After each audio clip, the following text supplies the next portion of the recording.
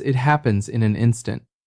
One moment you are walking to the kitchen, reaching for something on a high shelf, or stepping out of the shower, and the next moment you are on the floor. Your heart is pounding.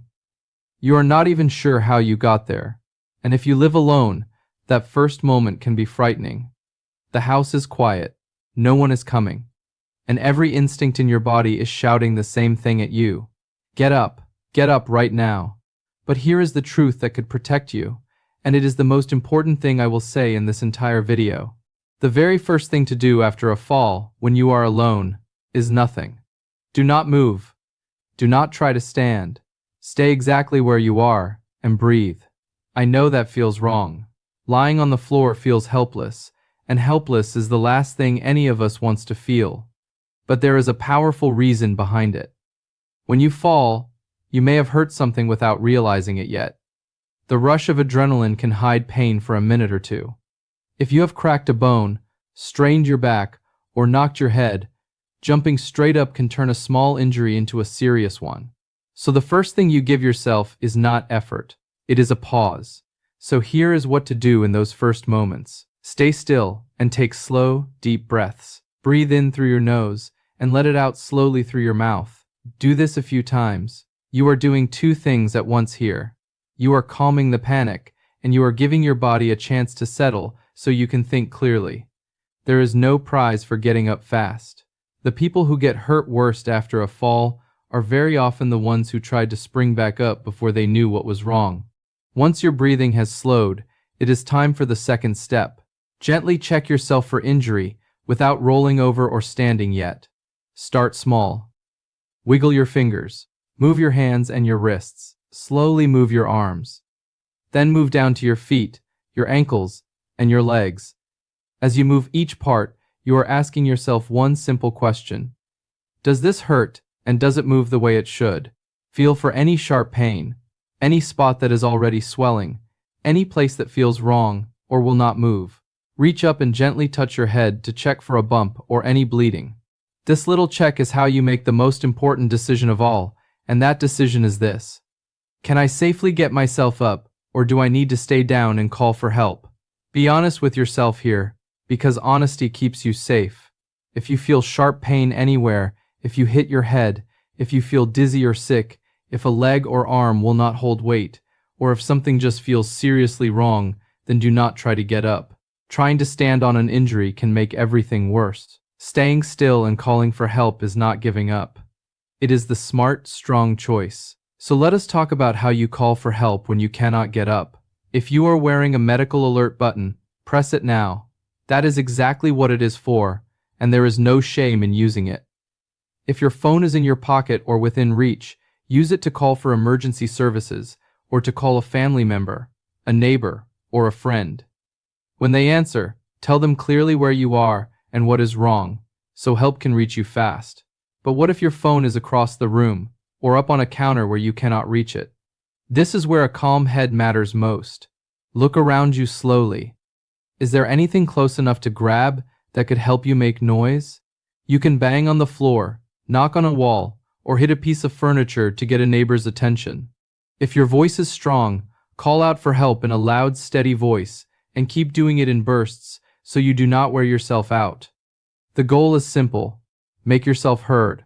While you wait for help, do two things to protect yourself. First, try to get warm. If there is a blanket, a coat, a towel, or even a cushion within reach, pull it over you or under your head. Second, try to keep moving your fingers and toes gently, and shift your weight a little from time to time, if you can do so without pain. There is a reason this matters so much, and it is something many people never hear about. It is called the long lie. When an older adult falls and is left on the floor for a long time, even without a serious injury from the fall itself, the time spent lying there can become dangerous on its own. Lying on a hard, cool floor for hours can lead to a drop in body temperature, dehydration, pressure sores on the skin, stiff and aching muscles, and in some cases serious chest problems. This is the real reason we plan ahead. It is not only the fall we are preparing for, it is the minutes and hours afterward. The faster you can reach help, the safer you are. Now, let us go back to the other path. Let us say you have stayed still, you have caught your breath, you have checked yourself, and the good news is that you feel no real pain, you are not dizzy, and you feel strong enough to get up on your own. Wonderful. But even now, do not rush. There is a safe way to get off the floor, and doing it step by step protects you the whole way. Start by slowly rolling onto your side. Let the movement begin with your head, then your shoulders, then your hips, rolling smoothly until you are on your side. Pause there and rest for a moment. There is no hurry. When you are ready, push yourself up onto your hands and knees into a crawling position. Take another short rest right there and let your body get used to it. Now look around for the sturdiest thing near you. A solid chair is perfect. A heavy couch, a bed frame, or a low, steady table can also work, as long as it will not tip or slide. Crawl slowly toward it on your hands and knees. Take your time and rest whenever you need to. When you reach it, place your hands on the seat of the chair, one hand at a time. Here is the key movement, so picture it with me.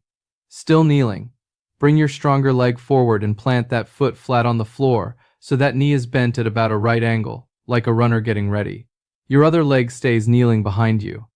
Now, pushing up with both arms on the chair and pressing down through that flat front foot, rise up slowly and steadily. Let your arms and your legs do the work together. Take it in one smooth, controlled motion if you can. Once you are up, do not walk away just yet. Slowly turn yourself around and lower yourself down to sit in that same chair. Now sit, rest, catch your breath for several minutes. Let your heart settle. You have just done something physical and a little stressful, and your body deserves a moment to recover before you take another step. And here is something I want you to hear clearly, even if you got up just fine. After any fall, tell someone. Call a family member, a friend, or your doctor, and let them know what happened, even if you feel completely fine. So many older adults stay quiet about a fall because they are embarrassed, or they do not want to worry anyone, or they are afraid of what it might mean. But hiding a fall helps no one. A fall can be the first sign of something a doctor can help with, like a medication that is making you unsteady, a problem with your blood pressure, or trouble with your balance or your eyesight. Telling someone is how you stop the next fall before it happens. Now that you know what to do, let me leave you with a few simple things you can set up today while you are calm and steady that will make all of this far easier if you ever need it. The first is the most powerful. Keep a way to call for help on your body, not across the room. A phone in your pocket, or a wearable medical alert button, means you are never more than one press away from help, no matter where you fall. The second is to look around your home and clear the simple hazards. Loose rugs, clutter on the floor, poor lighting, and anything you tend to trip over. The third, and this one surprises people, is to gently practice getting up from the floor while you are well, perhaps with someone nearby, so that your body already knows the movements, if the real moment ever comes. A fall can shake your confidence. It is completely normal to feel afraid of it happening again. But fear that makes you stop moving, stop walking, stop living your life, only makes you weaker and raises the risk of the next fall. So please do not let that fear win. Knowing exactly what to do, the way you do now, is what turns a frightening moment into one you can handle.